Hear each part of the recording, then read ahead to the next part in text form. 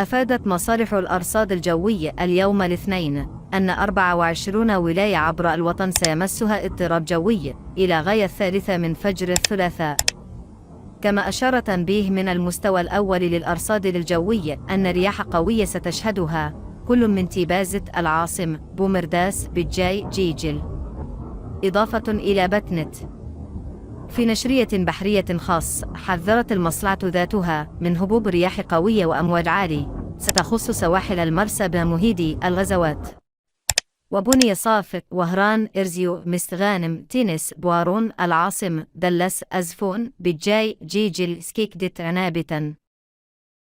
أما البواقي تبس بسكرة خنشلة إن صالح، في حين ستشهد بعض الولايات أمطار رعدية غزيرة تتعدى 50 ملم على غرار البليد تيزي وزو البويرت سطيف ميلة قسنطين قالمة، إضافة إلى الطارف عنابة سكيكدت سوق وراس.